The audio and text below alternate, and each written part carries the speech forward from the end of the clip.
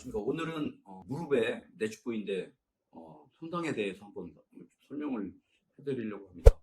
무릎에 이제 인대라고 하면 내측 인대가 있고, 그다음에 외측 인대가 있고, 앞쪽에 있는 전방 십자인대, 후측에 있는 후방 십자인대, 이렇게 무릎은 4개의 인대에 의해서 안정성이 이제 유지가 되는 그런 관절이 되겠고, 무릎 관절 같은 경우에는 운동 범위가 크기 때문에 외상으로 인해서 인대가 파열이 될 가능성이 높은 관절이거든요. 그 중에서도 제일 쉽게 먼저 다칠 수 있는 인대가 내측부 인대가 되겠습니다. 내측부 인대는 지금 그림에서 보시는 모델의 화살표 방향이 무릎 안쪽이 되겠고, 무릎 안쪽의 안정성을 유지해주는 인대가 내측 인대가 되겠습니다. 이 내측 인대는 주로 다치는 기전은 무릎 바깥쪽에서 외력에 의해서 무릎이 꺾이는 경우에 쉽게 다칠 수 있고요.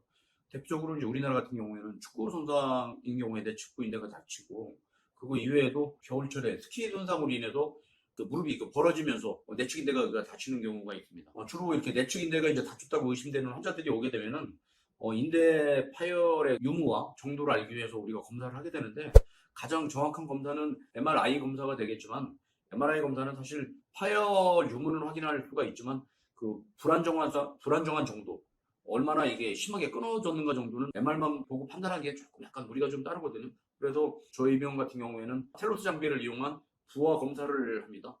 이런 부하 검사라는 것은 지금 그림에서 보시는 바와 같이 엑스레이를 찍는데 일정한 그 힘을 줘서, 만약에 인대가 기능을 못한다면 그 관절 간격이 벌어지게 되겠죠. 건강하다면 그 간격이 유지가 될 것이고요. 지금 이 그림에서 보시는 그 사진에서도 좌측에 보이는 무릎이 이제 정면에서 보는 경우에는 오른쪽 무릎이 되는데, 안쪽의 간격이 왼쪽보다 더 벌어지는 것을 볼 수가 있거든요, 내측이. 이런 그 인대 부하 검사를 통해서 인대 파열의 그 정도를 확인할 수가 있는데, 이런 내측 인대 파열이 있는 경우에 여러분들이 좀 알아두셔야 될 것이, 무릎 안쪽 인대, 내측 인대에는 표피층이 있고 신부층이 있습니다. 그래서 표피층만 다치는 경우도 있고, 표피층이 다치면서 신부층까지 다치는 경우가 있는데, 보통 이런 그 표피층에만 그 파열이 되어 있다면 비수술적인 치료가 우선시 되고요. 대부분 이제 기부스 같은 고정 치료를 한 이후에 염증이 가라앉고 그 인대가 좀 붙어가는 과정 중에 재활을 같이 시작을 하게 되겠습니다. 만약에 표피층에 동반이 돼서 신부층까지 그 파열이 되어 있고, 특히 이제 겨울 같은 경우에 내측 인대가 파열이 되면서 전방 십자인대 파열이 되는 경우가 꽤 있거든요. 이런 경우에는 당연히 수술을 해야 됩니다. 그거 이외에도 내측 인대 파열이 되면서 혹시나 반월상 연골 파열이 같이 동반이 됐다고 MR상에 확인이 된다면, 이런 경우에도 수술적인 치료가 필요하게 되겠습니다. 수술적인 치료를 하는 이유는요, 비수술적인 치료를 했을 때 향후에 그 후유증이 많이 남을 수 있다는 것이 미리 예측이 되는 경우에는 수술적인 치료가 필요하고, 수술적인 치료를 통해서 그런 향후에 생길 수 있는 후유증을 예방하고 치료할 수 있는 그런 것이 되겠습니다. 지금 그림에서 보시는 것은 저희가 실제 수술할 때 얼마나 내측 인대가 끊어지고 파열이 되고 불안정한가 정도를 확인하는 것인데, 좌측 사진에 비해서 우측 사진에서 무릎이 많이 꺾이는 것을 볼 수가 있죠. 이런 경우에 이제 신부증까지 파열이 됐다고 확인을 할 수가 있을 정도의 불안정성으로 보시면 될 것 같습니다.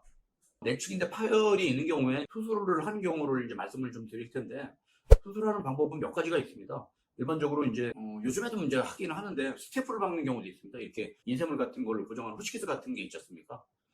스테프를 이용하는 경우도 있는데, 사실 저 같은 경우는 스테프를 이용한 수술은 하지 않습니다. 그 이유는 고정력이 좀 떨어지고 아무래도 불안정성의 후유증이 많이 남기 때문에 그렇습니다. 그거 이외에도 할 수 있는 방법이 직접 그 파열된 인대를 봉합을 하는 것인데, 이것 또한 저는 이렇게 선호하지 않는 것이, 아무래도 고정력이 좀 약하다 보니까 저희들은 이제 앵커를 이용한 그 수처 브릿지 봉합술을 이용하고 있는데, 사실 이런 수처 브릿지 봉합술은 어깨 회전근개 파열에서 봉합하는 방법에 주로 많이 사용이 되는 방법인데, 이것을 저희들이 무릎에 이제 인대 파열의 봉합에도 그 사용을 하고 있습니다.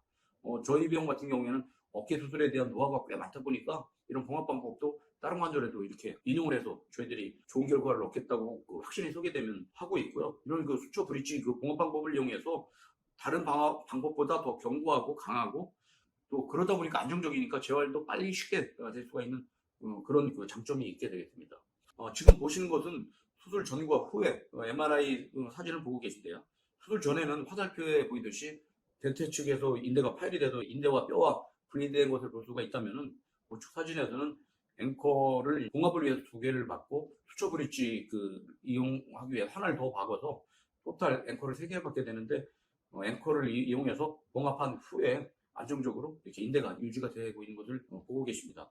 오늘은 무릎의 내측인대 파열의 그 치료의 원칙과 방법에 대해서 잠깐 소개를 해드렸습니다.